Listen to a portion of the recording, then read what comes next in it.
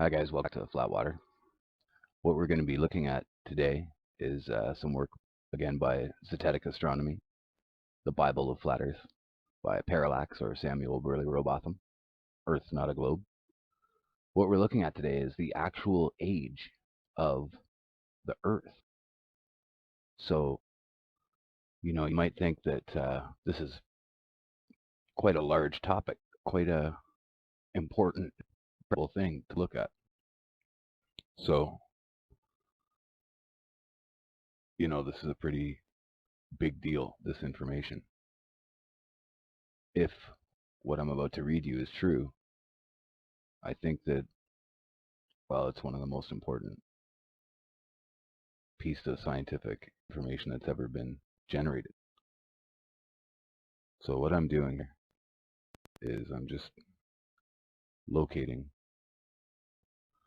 this part of the file that we want to look at. Because the sun and the moon rotate above the Earth's surface, they're, just by the mere fact of the way that this system is functioning, we're able to draw some conclusions about the age of the Earth that would normally be very difficult to find out, if not impossible. It'd be impossible to solve this problem. So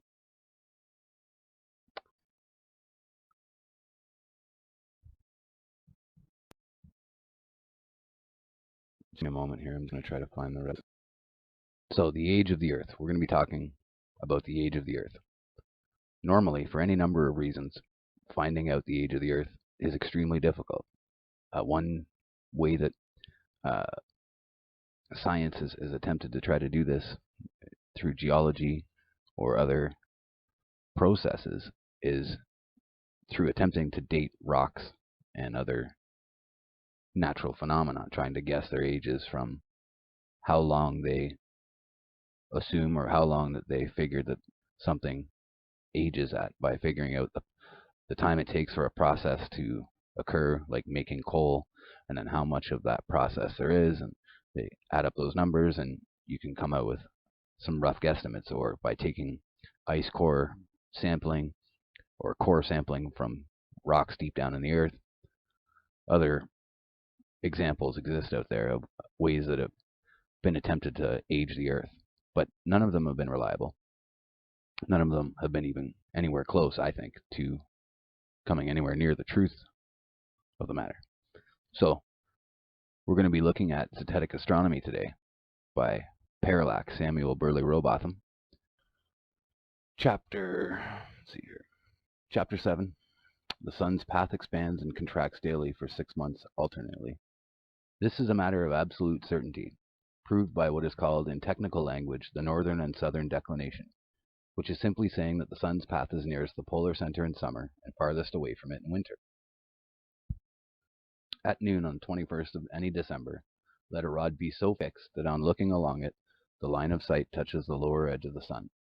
For several days this line of sight will continue nearly the same, showing that the sun's path for this period is little changed.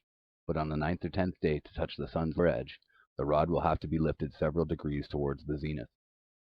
Every day afterwards, until the 22nd of June, the rod will have to be raised.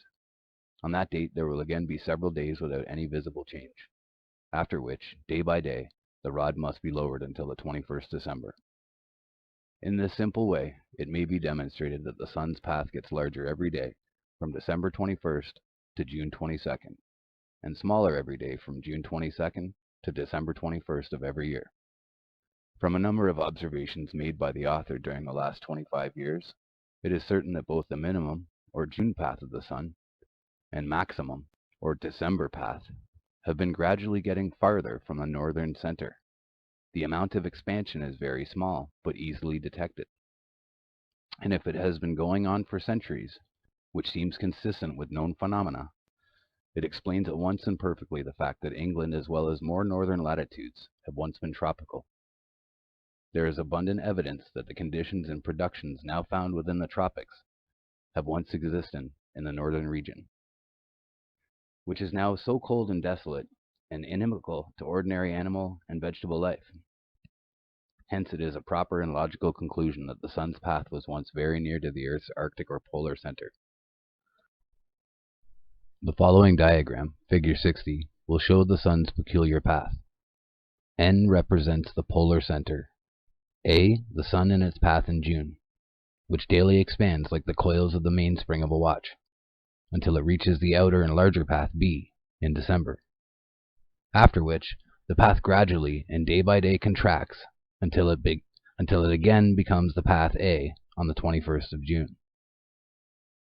That such is the sun's annual course is demonstrable by actual observation, but if it is asked why it traverses such a peculiarly concentric path, no practical answer can be given, and no theory or speculation can be tolerated.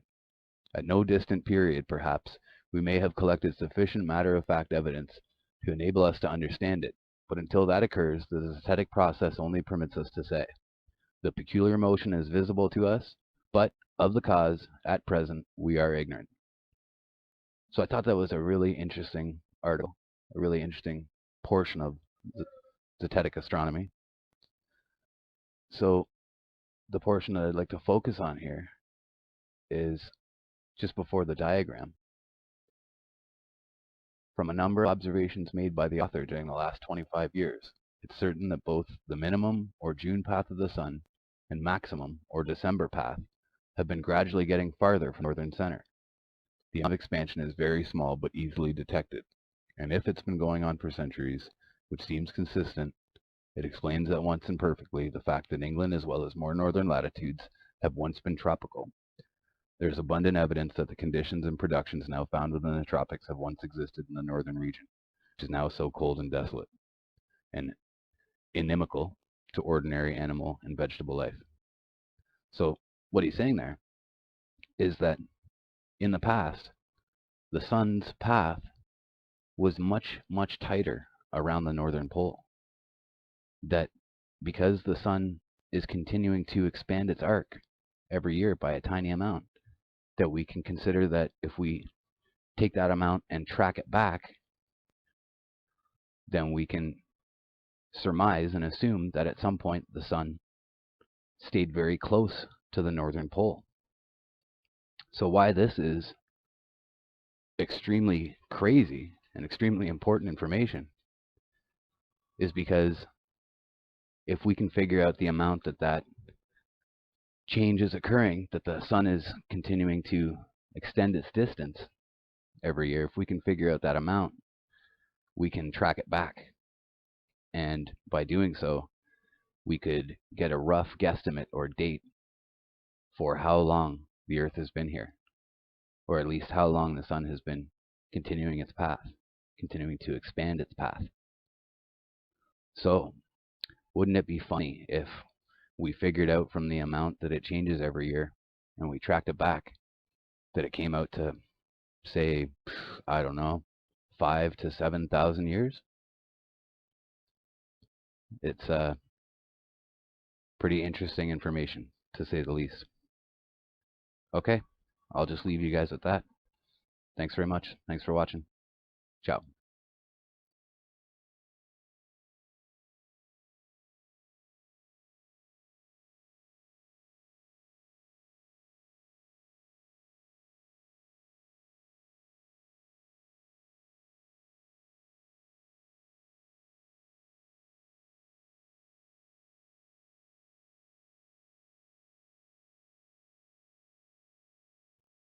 Thanks so much for watching. I hope you enjoyed this video presentation. If you did, please subscribe to my YouTube channel, like the video, and share it on your favorite social media sites.